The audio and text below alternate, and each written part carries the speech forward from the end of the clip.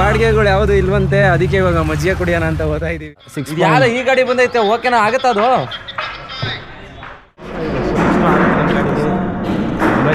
ಒಂದ್ರ ಮೇಲೆ ಒಂದು ನಿನ್ನೆ ಪೋರ್ಟಲ್ ಮಾಡಿದೆ, ಮೊನ್ನೆ ರಜಾ, ಇನ್ನೊಂದು ದಿವಸ ಪರ್ಸ್ನಲ್ಲು, ಈ ಥರ ಒಂದು ಮೇಂಟೈನ್ ಮಾಡ್ಕೊಂಡು ಹೋಗ್ತಾ ಇದ್ದೀನಿ. ಇವತ್ತು ಪರ್ಸ್ನಲ್ ಬಾಡಿಗೆ ಇರ್ಬೋದೇನೋ ಅಂದ್ಕೊಂಡು ಹೋಗ್ತಾ ಇದ್ದೀನಿ. ಯಾಕೆಂದರೆ ಹಳೆ POD ಗಳೆಲ್ಲ ಇದೆಯಲ್ಲ, ಅದನ್ನೆಲ್ಲ ಕೊಡಬೇಕಾಗಿತ್ತು. ಸೊ ನೆನ್ನೆ ಕೊಡೋಕ್ಕಾಗಲಿಲ್ಲ, ಅದಕ್ಕೆ ಕೊಟ್ಟು ನೋಡೋಣ, ಯಾವುದಾದ್ರೂ ಬಾಡಿಗೆ ಇದ್ರೆ ಮಾಡೋಣ, ಇಲ್ಲ ಅಂದರೆ ಮಾಮೂಲಿ ನಮ್ದು ಇದ್ದೇ ಇದೆಯಲ್ಲ ಪೋರ್ಟರ್ ಬಾಡಿಗೆ ಮಾಡೋಣ ಅಂತ ಅಂದ್ಕೊಂಡು ನೋಡೋಣ ಇವತ್ತು ಎಷ್ಟು ಅರ್ನಿಂಗ್ಸ್ ಆಗುತ್ತೆ, ಎಷ್ಟು ಸಂಪಾದನೆ ಆಗುತ್ತೆ ಅಂತ. ಸ್ನೇಹಿತರೆ, ಇವಾಗ ನನ್ನ ಗಾಡಿದು 3 ವರ್ಷ ಲೋನ್ ಹಾಕ್ಸಿದ್ನಲ್ಲ, ಅದರಲ್ಲಿ 2 ವರ್ಷ ಕಂಪ್ಲೀಟ್ ಕರೆಕ್ಟಾಗಿ, ಅಂದರೆ ಈ ತಿಂಗಳು ಕಟ್ಟಿದ್ದೀನಿ. ಮುಂದಿನ ತಿಂಗಳು 21ನೇ ತಾರೀಕು ಬಂದರೆ, ಅಂದರೆ ಅದನ್ನು ಕಟ್ಟಿದ್ರೆ 21ನೇ ತಾರೀಕು ಮುಂದಿನ ತಿಂಗಳು ಕಟ್ಟಿದ್ರೆ 2 ವರ್ಷ ಕಂಪ್ಲೀಟ್ ಆಗುತ್ತೆ. ಕರೆಕ್ಟಾಗಿ ಇನ್ನೊಂದು ವರ್ಷ ನಂದು EMI ಇರುತ್ತೆ. ಅಂದರೆ ಕರೆಕ್ಟಾಗಿ 12 ತಿಂಗಳಿಗೆ ಲಾಸ್ಟ್ ಮಂತ್ ಬಂದು 28,600 ಚಿಲ್ಲರೆ ಏನೋ ಐತೆ. ನಂದು ತಿಂಗಳು 26,500 ಬರುತ್ತೆ. ಲಾಸ್ಟ್ ತಿಂಗಳಲ್ಲಿ 28,000, ಅಂದರೆ ಎಕ್ಸ್ಟ್ರಾ ಏನೇನಿದೆ ಅದೆಲ್ಲ ಸೇರಿಸಿ ಒಂದು 3,000 ಜಾಸ್ತಿ. ಟೋಟಲ್ಲು 3,20,000 ಲೋನ್ ಇರುತ್ತೆ. ಮುಂದಿನ ತಿಂಗಳು ಒಂದು ತಿಂಗಳು ಕಟ್ಟಿದ್ರೆ, ನನ್ನ ಪ್ಲ್ಯಾನಿಂಗ್ ಏನಂದರೆ ಅದನ್ನು ಕ್ಲಿಯರ್ ಮಾಡಿಬಿಡೋಣ ಒಂದೇ ಸತಿ ಅಂತ ಅನ್ನಿಸ್ತೈತೆ. ನೋಡೋಣ, ಕ್ಲಿಯರ್ ಮಾಡಿಬಿಟ್ಟು EMI ಇಲ್ದಂಗೆ ಒಂದು ಸ್ವಲ್ಪ ದಿವಸ ಮಾಡೋದು. ಆಮೇಲೆ ಸ್ಯಾಟಿಸ್ಫ್ಯಾಕ್ಷನ್ ಆಗಲಿಲ್ಲ ನನಗೆ, EMI ಇದ್ರೇ ನಾನು ಕೆಲಸ ಮಾಡೋದು ಅನ್ನೋ ಥರ ಏನಾದರೂ ಅನಿಸಿದ್ರೆ ಮತ್ತೆ ನೋಡೋಣ, ಇನ್ನೂ ಒಂದು ಗಾಡಿ ಹಾಕೋದ, ಏನು ಹಾಕಿದ್ರೆ ಯಾವ ಗಾಡಿ ಹಾಕಬೇಕು ಅನ್ನೋದು ಇನ್ನೂ ಯೋಚನೆ ಮಾಡಿಲ್ಲ. ಬಟ್ ಎಲ್ಲೋ ಒಂದು ಕಡೆ ಐತೆ. ಇವಾಗ ನಾನು ಅಂದ್ಕೊಂಡಿದ್ದೆ ಅವತ್ತಿಂದ ಡ್ರೈವಿಂಗ್ ಫೀಲ್ಡ್ ಬಿಟ್ಟು ಬೇರೆ ಏನಾದರೂ ಮಾಡಬೇಕು ಅಂತ.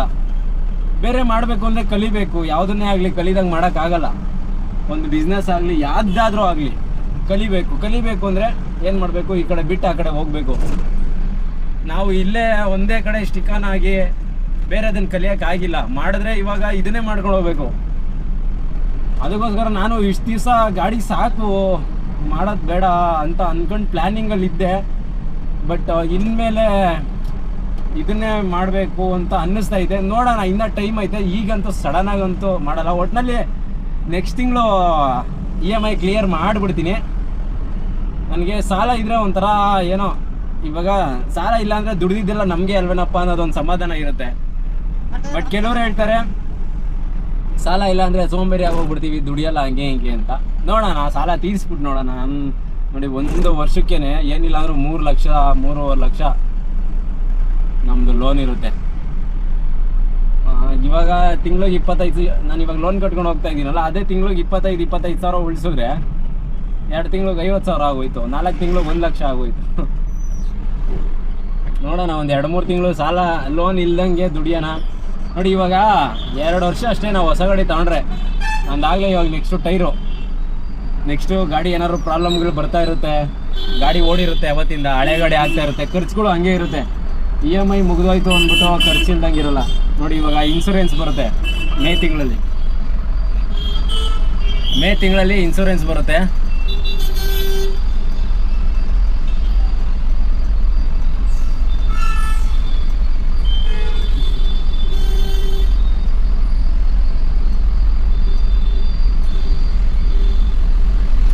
ಗಾಡಿ ಡಾಕ್ಯುಮೆಂಟ್ಸ್ ಎಲ್ಲ ರನ್ನಿಂಗ್ ಮಾಡಿಸ್ಬೇಕು.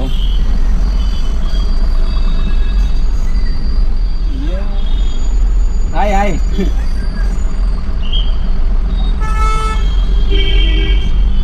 ಅಯ್ಯೋ, ನೀವು ಕೇಳ್ಬೋದು ಗಾಡಿ ತಗೊಂಡು ಏನಪ್ಪ ಉಳಿಸಿದ್ಯಾ ಅಂತ. ಖಂಡಿತ ಉಳಿಸಿದ್ದೀನಿ. ನಾನು ಬರೀ EMI ಕಟ್ಕೊಂಡು ಏನು ನನ್ನ ಖರ್ಚಾಗಲಿ ಮನೆ ಖರ್ಚಾಗಲಿ ಇಷ್ಟಕ್ಕೆ ಮುಗ್ದಿಲ್ಲ. ಖಂಡಿತ ಉಳಿಸಿದ್ದೀನಿ.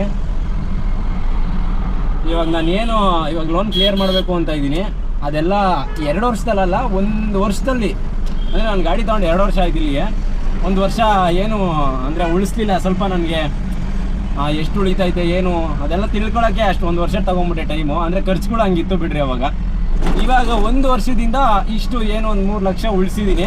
EMI ಕಟ್ಕೊಂಡು ಡೀಸೆಲ್ ಹಾಕ್ಕೊಂಡು ಗಾಡಿ ಮೇಂಟೆನೆನ್ಸ್ ಮಾಡಿಕೊಂಡು ನೋಡೋಣ ನಮ್ಮದು ಜೀವನ ಹೆಂಗೆ ನಡೆಯುತ್ತೋ ಏನೋ ಮುಂದೆ ಗೊತ್ತಿಲ್ಲ. ಇದೇ ಫೀಲ್ಡಲ್ಲೇ ಇರಬೇಕು ಅಂತ ದೇವ್ರ ಹಣೆ ಮೇಲೆ ಬರೆದ್ಬಿಟ್ಟವನೇನೋ. ನಾನಂತೂ ಲಾಂಗ್ ಹೋಗಲ್ಲ, ಯಾಕೆಂದರೆ ನನಗೆ ಎಲ್ಬೇಕೋ ಅಲ್ಲಿ ಹೋಗಿ ಎಲ್ಬೇಕೋ ಅಲ್ಲಿ ತಿನ್ಕೊಂಡು ಎಲ್ಬೇಕೋ ಅಲ್ಲಿ ಇದ್ದು ಗಾಡೀಲಿ ಮಲ್ಕೊಂಡು ಜೀವನ ಮಾಡೋಕ್ಕೆ ನನಗೆ ಬರೋಲ್ಲ. ಆದಷ್ಟು ನಾವು ಲೋಕಲಲ್ಲೇ ಮಾಡಿಕೊಂಡು ಜೀವನ ಮಾಡ್ತೀವಿ. ಏನು ಗೊತ್ತಾಗಿಲ್ಲ ಸ್ನೇಹಿತರೆ, ಬಾಡಿಗೆಗಳು ಯಾವುದು ಇಲ್ವಂತೆ, ಅದಕ್ಕೆ ಇವಾಗ ಮಜ್ಜಿಗೆ ಕುಡಿಯೋಣ ಅಂತ ಹೋಗ್ತಾ ಇದ್ದೀವಿ.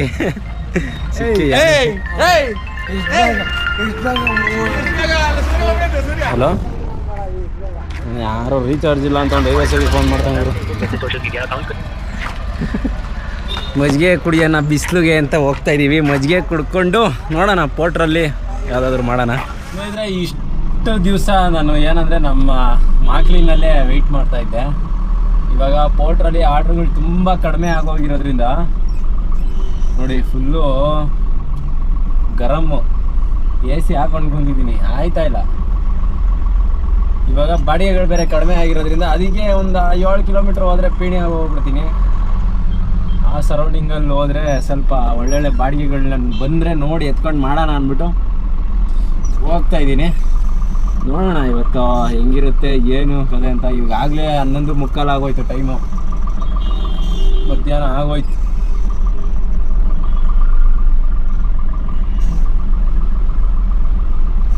ಇವಾಗ ನಮಗೆ ಆರ್ಡ್ರ್ಗಳು ಬಂದರೆ ಏನಿಲ್ಲ ಅಂದರೆ ಒಂದು 10 ಕಿಲೋಮೀಟ್ರು 6 ಕಿಲೋಮೀಟ್ರು 7 ಕಿಲೋಮೀಟ್ರ್ ಎಲ್ಲ ಕೊಡ್ತಾರಲ್ವಾ, ಅವಾಗ ಪಿಕಪ್ ಮಾಡೋದಕ್ಕೆ ಹೋಗ್ತೀವಲ್ಲ.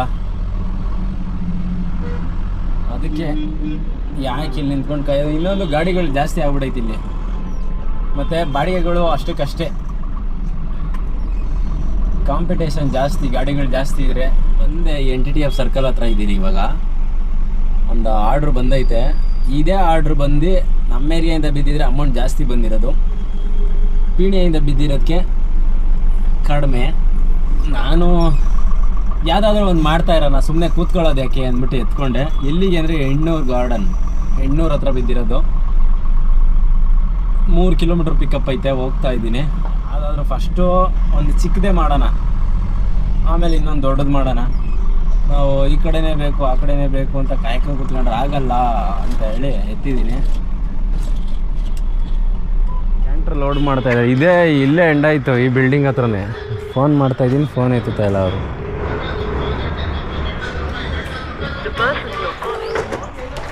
ಸುಬ್ಬು ಅಂತ ಯಾರು ಅವರ ಇಲ್ಲಿ? ಸುಬ್ಬು ಅಂತ ಸುಬ್ಬು ಅಂತ ಯಾರಾದ್ರು ಅವರ? ಸುಬ್ಬು. ಹಾಂ, ಹಲೋ ಸರ್, ಪೋಟರಿಂದ ಶೂಟಿಂಗ್ ಇದೆ ಸರ್. ಬಂದಿದ್ದೀನಿ ಇಲ್ಲಿ ಲೊಕೇಶನ್ ಹತ್ರ. ಅದು ಯಾವುದೋ ಗಾಡಿ ಲೋಡ್ ಮಾಡ್ತಾ ಇದ್ದಾರಲ್ಲ? ಹಾಂ, ಇಲ್ಲೇ ಇದ್ದೀನಿ ಸರ್. ನಾನೇ ಇಲ್ಲಿದ್ದೀನಿ ನೋಡಿ. ನೀವೇನು? ಯಾರು ಈ ಗಾಡಿ ಬಂದೈತೆ? ಓಕೆನಾ, ಆಗುತ್ತಾ ಅದು?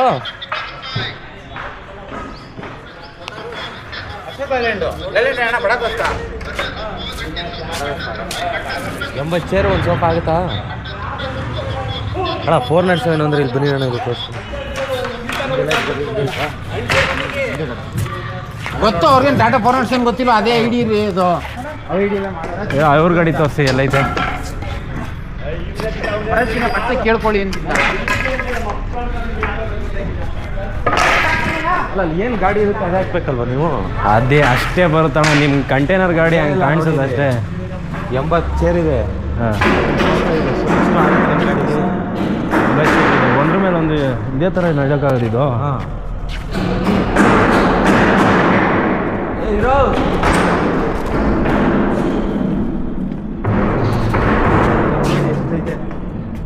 ಅಣ್ಣ ಇದೇ ಗಾಡಿ ಚಿಕ್ಕದಣ್ಣ ನಮಗಿಂತ.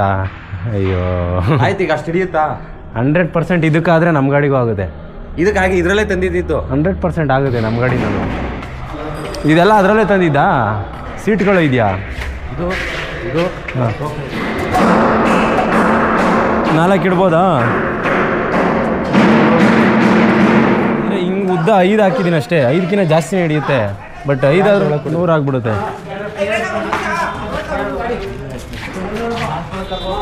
ಅಂದರೆ ಅಲ್ಲಿ ಇವ್ರು 407 ತೋರಿಸಿದ್ರಲ್ಲ, ಅದು ಬಂದು 9 ಅಡಿ ಐತೆ ಅಷ್ಟೇ ಉದ್ದ. ಅಂದರೆ ಅಗಲ ಐತೆ, ಉದ್ದ ಕಡಿಮೆ ಐತೆ. ನಮ್ಮ ಗಾಡಿಗೆ ಆಗುತ್ತೆ.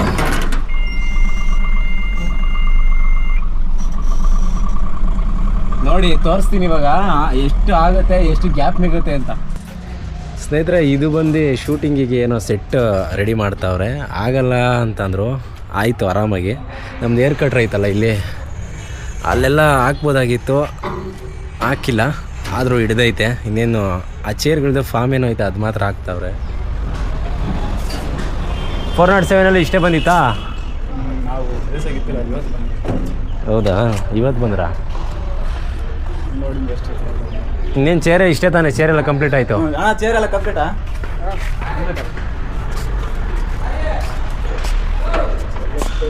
ಏನು ಫೋಮ್ ಮಾತ್ರ ಐತಷ್ಟೇ, ಚೇರೆಲ್ಲ ಕಂಪ್ಲೀಟ್ ಆಗೈತೆ. ಹಾಕ್ಕೊಂಡು ಹೋಗೋದೇನೆ. ಏನಂದರೆ 1.5 ಅಡಿ 4 ಅಡಿ. ನಾನು ಹಿಂಗೆ 4 ಕೂತ್ಕೊಳ್ಳುತ್ತೆ ಅಂದ್ಕೊಂಡೆ, ಬಟ್ 3 ಕುಂತಿದ್ದು. ಇನ್ನೊಂದು ಅರ್ಧ ಅಡಿ ಗ್ಯಾಪ್ ಇತ್ತಷ್ಟೇ. 5.5 ಅಡಿಗೆ 3 ಚೇರ್ ಕುಂತೈತೆ, ಇನ್ನೊಂದು ಅರ್ಧ ಅಡಿ ಗ್ಯಾಪ್ ಐತೆ. 407ಗೂ 3 ಕೂತ್ಕೊಳ್ಳೋದು. ಅದು ಇನ್ನೊಂದು ಅರ್ಧ ಅಡಿ ಅಗಲ ಇದ್ರೂ 3 ಕೂತ್ಕೊಳ್ಳೋದು. ನಮ್ಮದೊಂದು ಅರ್ಧ ಅಡಿ ಗ್ಯಾಪ್ ಐತೆ, ಅದರಲ್ಲಿ 1 ಅಡಿ ಗ್ಯಾಪ್ ಬರೋದೇನೋ ಅಷ್ಟೇ. ಸೇಮ್ ಹಿಡ್ದೈತೆ ಅಷ್ಟೇ. ಬಟ್ ಏನಂದರೆ ಇದು ಕಂಟೈನರ್ ಗಾಡಿ ಅಲ್ವಾ, ನೋಡೋಕ್ಕೆ ನೋಡಿದ ತಕ್ಷಣ ಏನೋ ಒಂಥರ ಅನಿಸುತ್ತೆ. ನೋಡಿದ ತಕ್ಷಣ ಇದಾಗಲ್ಲ ಅಂತ. ಸ್ನೇಹಿತರೆ ಲೋಡ್ ಆಗೈತೆ, ಇನ್ನೂ ಒಂದು 7-8 ಚೇರ್ ಹಾಕ್ಬೋದು, ಅಷ್ಟು ಜಾಗ ಐತೆ. ಈ ಕಡೆ ಇನ್ನೂ ಚೇರ್ ಹಾಕಿದೆ.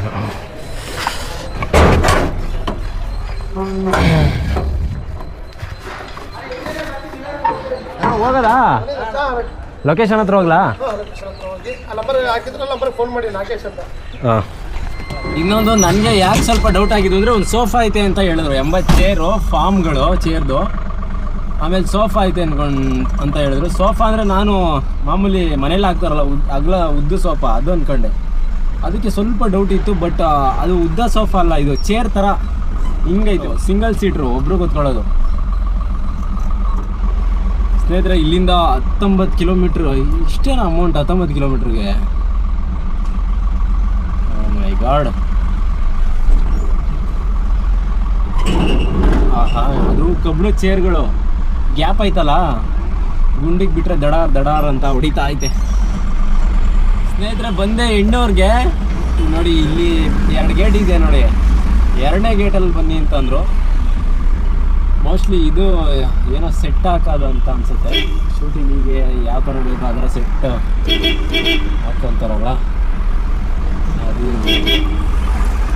ಸ್ನೇಹಿತರೆ ಅನ್ಲೋಡ್ ಆಯಿತು, ಇನ್ನೂ ದುಡ್ಡು ಕೊಟ್ಟಿಲ್ಲ. ಇಲ್ಲಿರೋರು ಬುಕ್ ಮಾಡಿರೋರ ಮೇಲೆ ಹೇಳ್ತಾವ್ರೆ, ಬುಕ್ ಮಾಡಿರೋರು ಇವ್ರ ಮೇಲೆ ಹೇಳ್ತಾವ್ರೆ. ಇದು ಅಮೌಂಟ್ ಎಷ್ಟು ಬಂದೈತೆ ಅಂದರೆ 2078 ರೂಪಾಯಿ ಬಂದೈತೆ. ಅಂದರೆ ಇನ್ನು ಹೋಗಲ್ಲ, ದುಡ್ಡು ಕೊಟ್ಟಿಲ್ಲ. ಹಾಕ್ತೀನಿ ದುಡ್ಡು ಕೊಟ್ಟಿಲ್ಲ, ಇನ್ನು ದುಡ್ಡು ಕೊಟ್ಟಿಲ್ಲ. ಹಾಂ,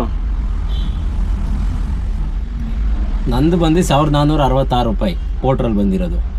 ಕಸ್ಟಮರ್ ಡ್ಯೂಸ್ ಅಂದರೆ ಇವಾಗ ಬುಕ್ ಮಾಡಿರೋರು 612 ರೂಪಾಯಿ ಪೋರ್ಟರ್ ಅವ್ರಿಗೆ ಕೊಡಬೇಕಂತೆ. ಹಾಂ,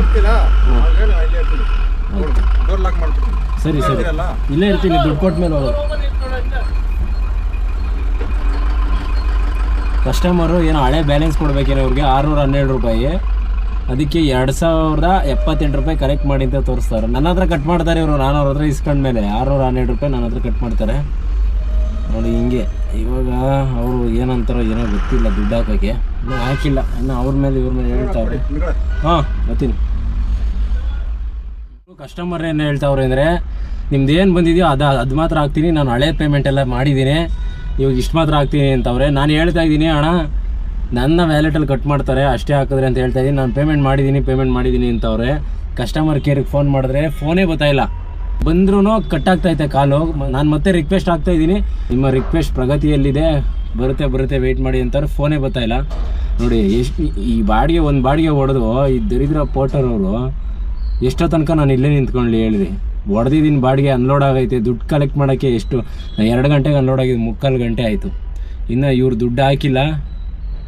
ಅವ್ರಿಗೆ ಹೇಳ್ತಾ ಇದ್ದೀನಿ, ಅವರು ಲೈನಲ್ಲೇ ಇರಿ ಅಂತಂದ್ಬಿಟ್ಟು ಅವ್ರಿಗೂ ಕಟ್ ಮಾಡ್ತಾವ್ರೆ. ನಾನು ನಿಮ್ದೇನಿದೆ ಅದು ಅಮೌಂಟ್ ಹಾಕ್ತೀನಣ್ಣ, ನಾನು ಬೇಕಾದ್ರೆ ಎಲ್ಲ ಪೇಮೆಂಟ್ ಮಾಡಿದ್ದೀನಿ ಅಂದ್ಬಿಟ್ಟು ಹಂಗೆ ಅಂತ ಇದು ಮಾಡ್ತಾವ್ರೆ ಅವರು. ಇವಾಗ ನೋಡ್ರಿ, ಇಲ್ಲಿ ನಮ್ಮನ್ನು ತಗ್ಲಾಕ್ಬಿಟ್ಟು ಬಿಟ್ಬಿಡ್ತಾರೆ ಹಿಂಗೆ. ಇವನು ದುಡ್ಡು ಕೊಡಬೇಕಾದ್ರೆ ನಮ್ಮನ್ನ ಯಾಕೆ ತಗ್ಲಾಕವನು? ಇವನು ಮೀಡಿಯೇಟರ್ಗಳ ನಾವು ಇಲ್ಲಿ ನಾವು ಇಸ್ಕೊಬೇಕು. ಇವನು ಹಳೆ ದುಡ್ಡು ಯಾವುದೇ ಬ್ಯಾಲೆನ್ಸ್ ಇದ್ರೂ ನಾವು ಇಸ್ಕೊಬೇಕು, ಇಲ್ಲಾಂದರೆ ನಮ್ಮ ಹತ್ರ ಕಟ್ ಮಾಡ್ಕೊಂಡು ಸಾಯ್ತಾರೆ. ಫೋನೇ ಗೊತ್ತಾಯಿಲ್ಲ ನೋಡಿ. ಇಲ್ಲಿ ನಾನು ಇಲ್ಲಿ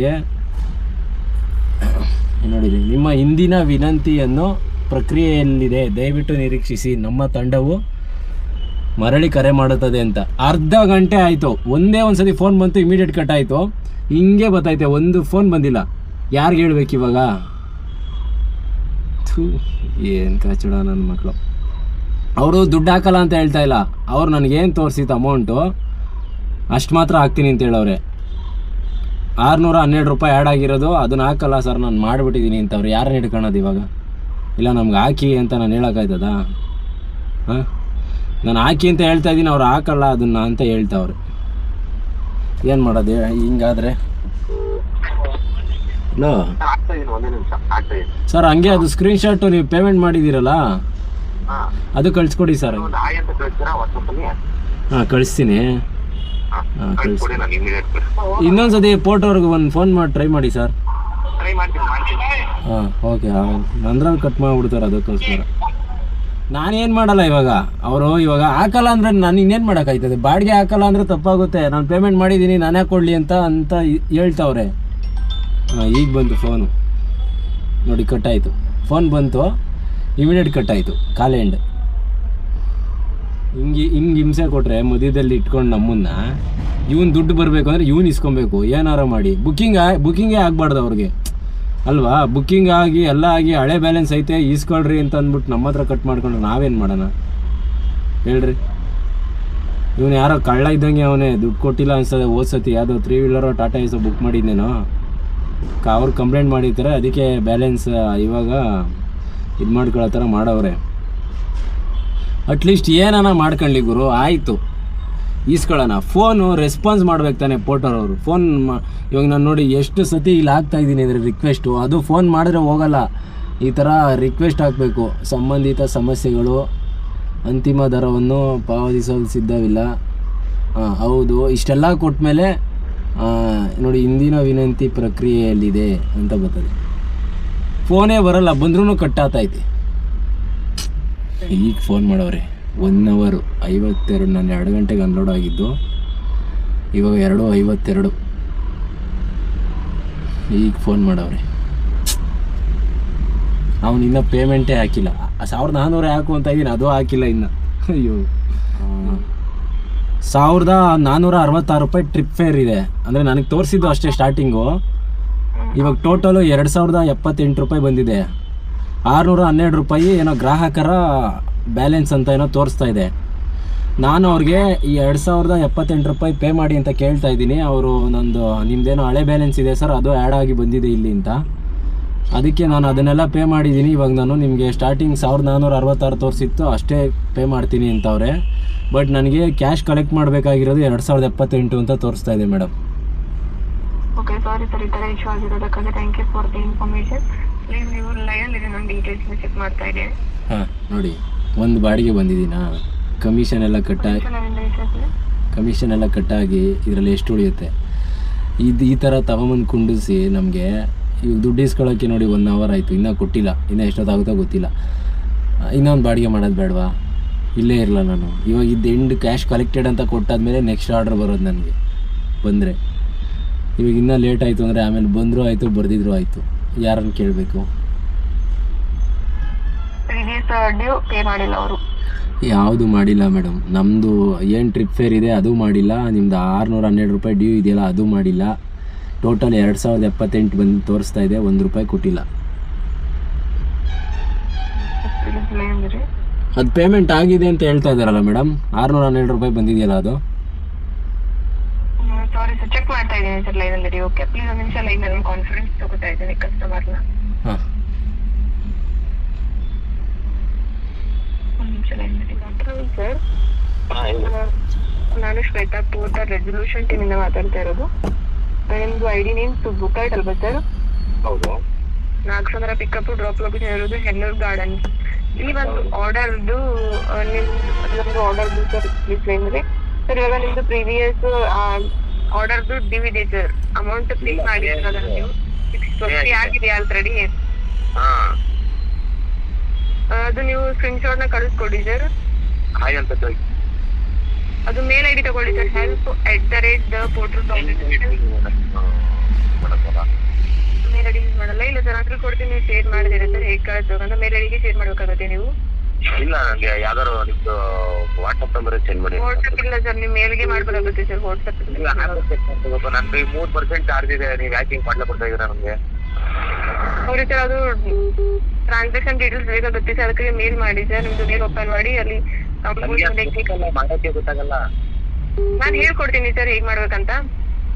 ದಯವಿಟ್ಟು ಅರ್ಥ ಮಾಡಿ, ಕೆಲಸ ಮಾಡ್ತಾ ಇದೀವಿ. ಪೇ ಆಗಿದೆ, ಸುಮ್ಮನೆ ನಮ್ಗೆ ಯಾಕೆ? ಅವ್ರಿಗೆ ಸರ್ ಪೇ ಆಗಿದ್ರೆ ಅದು ಟ್ರಾನ್ಸಾಕ್ಷನ್ ಡೀಟೇಲ್ಸ್ ನ ಕಳಿಸ್ಕೊಡಿ ಸರ್ ಫರ್ದರ್ ಪ್ರೊಸೆಸ್ಗೆ. ನಂಗೆ ಅದು ಗೊತ್ತಾಗಲ್ಲ. ಪೇ ಮಾಡಿಲ್ಲ, ಇವನು ನಾಟಕ ಆಡ್ತಾನೆ ಕಸ್ಟಮರ್. ನಾನು ಹೇಳ್ಕೊಡ್ತೀನಿ ಸರ್ ಮೇಲೆ ಕಳ್ಸೋದು. ವೈಟ್ ನಮ್ಮ ಮನೆಗೆ ಹೋದ್ರೆ ವೈಫ್ ಹೇಳ್ಕೊಡ್ತಾರೆ, ಅದು ಕಳ್ಸ್ಕೊಡ್ತೀನಿ ನಾನು. ಹಲೋ ಸರ್ ಇವಾಗ ಕಳಿಸಿದ್ರೆ ನೆಕ್ಸ್ಟ್ ಪ್ರೊಸೆಸ್ ಆಗತ್ತಿತ್ತು ಸರ್. ಚೆಕ್ ಮಾಡಿ ನೆಕ್ಸ್ಟ್ ಪ್ರೊಸೆಸ್ ಮಾಡ್ತಿದ್ವಿ. ನನ್ ಪೇ ಆಗಿದೆ, ನನಗೆ ನಾನು ಹೇಳ್ಕೊಡ್ತೀನಿ ಸರ್ ಮೇಲ್ ಹೇಗ್ ಮಾಡ್ಬೇಕಂತ. ನೀವು ಓಪನ್ ಮಾಡಿದ್ರೆ ಗೊತ್ತಾಗಿದೆ, ನನ್ಗೂ ಅದಕ್ಕೂ ಸಂಬಂಧ ಇಲ್ಲ. ನೋಡಿ ಇವಾಗ ಎಸ್ ನೀವು ಪೇ ಮಾಡಿದ್ದೀರಂತ ಪೇ ಮಾಡೋಕೆ ಕೇಳ್ಬೇಕು. ಇಲ್ಲ ಸರ್, ಇಲ್ಲಿ ಡ್ಯೂ ಅಂತ ತೋರಿಸ್ತಾ ಇದೆಯಲ್ವಾ, ಅದು ನಾವೇನ್ ಮಾಡ್ಲಿ? ನಮ್ ತಪ್ಪಲ್ಲ ಸರ್. ಅದು ಪಾರ್ಟ್ನರ್ ಅವರು ಅವ್ನ್ ಕೇಳ್ಕೊಳ್ಳಿ, ಮತ್ತೆ ನನ್ನೇ ಕೇಳ್ತಾ ಇದೀರಾ? ನಾನ್ ಕೆಲ್ಸ ಮಾಡ್ತಾ ಇದೀನಿ, ನಂಗೆ ಗೊತ್ತಾಗಲ್ಲ ಅವೆಲ್ಲ. ನಮ್ ಮನೆಗೆ ಹೋದ್ರೆ ನಮ್ ವೈಫ್ ಹೇಳ್ಕೊಡ್ಬೇಕು. ನಾನ್ ಹೇಳ್ಕೊಡ್ತೀನಿ ಸರ್ ಇವಾಗ ಹೇಗ್ ಮಾಡ್ಬೇಕಂತ. ನಿಮ್ಗೆ ಕಳಿಸ್ಕೊಡಿ ಅಲ್ವಾ ಸರ್? 3% ಚಾರ್ಜ್ ಇದೆ. ನೆಟ್ ಆನ್ ಮಾಡಿದ್ರೆ ಸ್ವಿಚ್ ಆಫ್ ಆಗುತ್ತೆ. ನಾವು ಔಟ್ ಸೈಡ್ ಇದೆ. ಅವರು ಫೋನ್ ಮಾಡ್ತಾ ಇದಾರೆ, ಗುರು ಪೇ ಆಗಿದೆ ಅಂದ್ರೆ ಅವರು ಅರ್ಥ ಮಾಡ್ಕೊತಲ್ಲ. ಹೌದು ಸರ್, ಇವಾಗ ಅವ್ರಿಗೆ ಕಲೆಕ್ಟ್ ಮಾಡ್ಕೊಳ್ಳಿ ಅಂತ ತೋರಿಸ್ತಾ ಇದೆ, ಅದಕ್ಕಾಗಿ ಅವರು ಪೇ ಮಾಡಿ ಅಂತ ಕೇಳ್ತೀವಿ. ಪೇಯ್ಡ್ ಅಂತ ತೋರಿಸ್ತಿದೆ, 0 ಅಂತ ತೋರಿಸ್ತಿದೆ, ಗ್ರೀನ್ ಮಾರ್ಕ್ ಟಿಕ್ ಮಾರ್ಕ್ ಬಂದಿದೆ. ಇವಾಗ ಓಕೆ ಸರಿ, ಅದು ಆರ್ಡರ್ ಇವ್ರಿಗೆ ಅಪ್ಲೈ ಆಗಿದ್ದಕ್ಕಾಗಿ ಪೇಡ್ ಅಂತ ತೋರಿಸ್ತಾ ಇದೆ. ಕೇಳಿಸ್ಕೊಳ್ಳಿ, ನಾನ್ ಮಾಡಲ್ಲ, ನನ್ಗೆ ಸಂಬಂಧ ಇಲ್ದಿರೋ ವಿಷಯ ನಾನ್ ಮಾಡಲ್ಲ. ನೀವೇನ್ ಸಾಲ್ವ್ ಮಾಡ್ತೀರಾ ಮಾಡಿ. ನಾನು ರೆಗ್ಯುಲರ್ ಬುಕ್ ಮಾಡ್ತಾ ಇರ್ತೀನಿ ತೋಟವರು. ನನ್ಗೆ ಯಾಕೆ ಹಿಂಗ್ ನಿಮಿಷ ಬಿಡ್ತೀರಾ? ಅದು ಯಾರು ನೀವು ಹೆಲ್ಪ್ ಲೈನ್ ನೀವೇನೋ ಇಲ್ಲ, ಡ್ರೈವರ್ ಬುಕ್ ಮಾಡ್ಕೊಳ್ಳಿ, ಯಾವ್ದಾರ ಮಾಡ್ಕೊಳ್ಳಿ. ನಾನಂತೂ ಮಾಡಲ್ಲ. ಪೇ ಆಗಿರೋದಕ್ಕೆ ನಾನೇ ಸ್ಕ್ರೀನ್ ಶಾಟ್ ಕಳಿಸ್ತೀನಿ.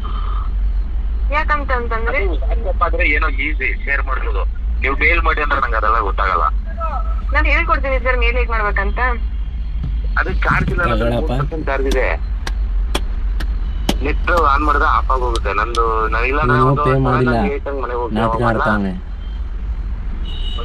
ಓಕೆ ಕಳಿಸ್ಕೊಡಿ ಸರ್, ಮೇಲ್ ಐಡಿ ತಗೊಳ್ಳಿ. HELP ನಿಮ್ಮ ಮೆಸೇಜ್ ಮಾಡ್ಬಿಡಿ. ಅದನ್ನು ಬರಲ್ಲ ಸರ್ ನಮ್ಗೆ. Thank you sir. ಅವರು ಕಳಿಸ್ಕೊಡ್ಲಿಕ್ಕೆ ರೆಡಿ ಇಲ್ಲ ಸರ್. ನಾನು ಹೇಳ್ಕೊಡಿ ಅಂದ್ರೂ ಅದಕ್ಕೂ ಅವರು ರೆಡಿ ಇಲ್ಲ ಸರ್. ಒಂದ್ ನಿಮಿಷ ಇರಿ. ಎಷ್ಟು ಪೇ ಮಾಡಿದರೆ? 1466 ಮಾಡಿಲ್ಲ ಮೇಡಮ್, ಅದು ಮಾಡಿಲ್ಲ. ಅದು ಮಾಡಿಲ್ವಾ ಸರ್? ಇಲ್ಲ ಮೇಡಮ್. ಏನಂತ ಹೇಳ್ತಾ ಇದ್ದಾರೆ ಅವರು? ಅದೇನು ಫೋನೇ ರಿಸೀವ್ ಮಾಡ್ತಾ ಇಲ್ಲ ಮೇಡಮ್. ಅವರು ಫೋನ್ ಮಾಡಿದಾರಲ್ವಾ ಸರ್ ಇವಾಗ? ಅಲ್ಲ, ನಿಮ್ಮ ಫೋನ್ ಎತ್ತಿದ್ದಾರೆ. ನಾನು ಫೋನ್ ಮಾಡಿದ್ರೆ ಆಗ್ತೀನಿ ಅಂತ ಹೇಳಿದ್ದಾರೆ. ಆರ್ಡರ್ ಕಂಪ್ಲೀಟ್ ಆಗಿ ಆಲೇ 1 ಅವರ್. ಹಾಂ, ಒಂದ್ ನಿಮಿಷ ಲೈನಲ್ಲಿರಿ. ಹಾಂ, ನನ್ನ ದುಡ್ಡು ನಾನು ಇಸ್ಕೊಂತೀನಿ.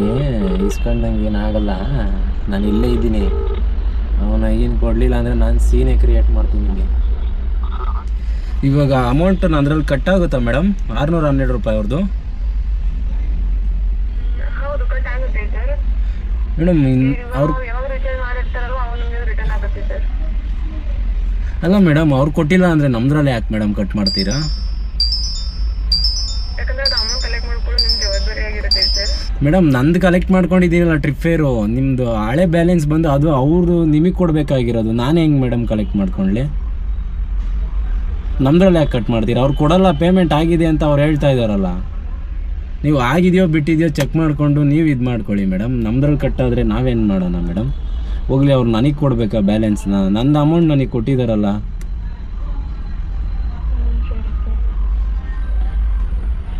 ಅವ್ರು ಮಾಡಿದಾರೋ ಬಿಟ್ಟಿದ್ದಾರೋ ಗೊತ್ತಿಲ್ಲ ಮೇಡಮ್. ಅದನ್ನ ನಮ್ದ್ರಲ್ಲಿ ಕಟ್ ಮಾಡ್ಕೊಂಡ್ರೆ ನಾವೆಲ್ಲಿ ಹೋಗೋಣ ಮೇಡಮ್? ಸ್ನೇಹಿತರೆ, ಇದು ಇವಾಗ ಏನಾಗಿತ್ತು ಅಂದರೆ, ಅವನು ಬುಕ್ ಮಾಡಿರೋನು ಕಳ್ಳ ಅವನಲ್ಲ ಅವನು. ಇವನು ಅಮೌಂಟ್ ಹಾಕಿಲ್ಲ.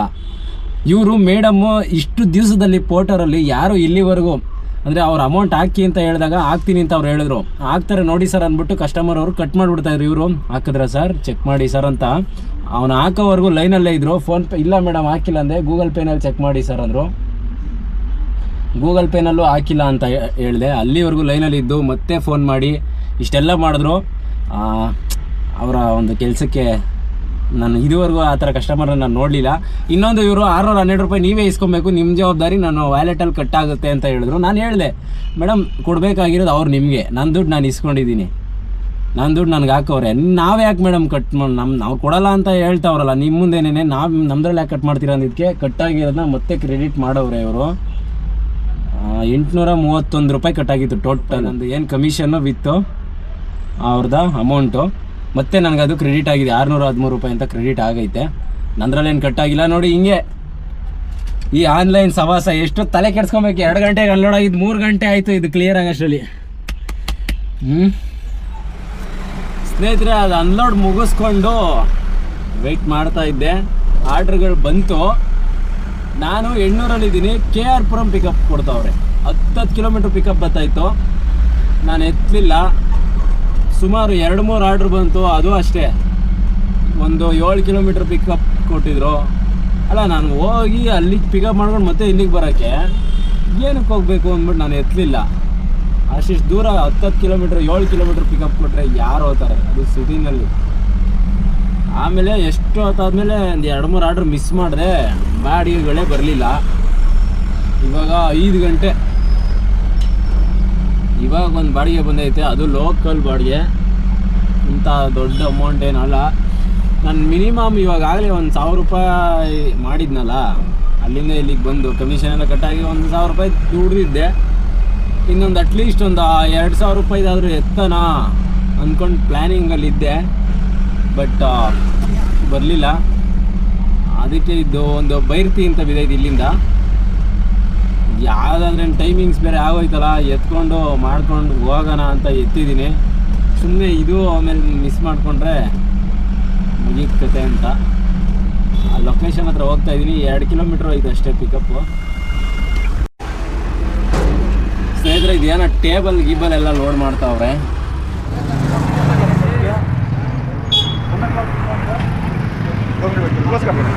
ಹೋಗ್ಯಾ?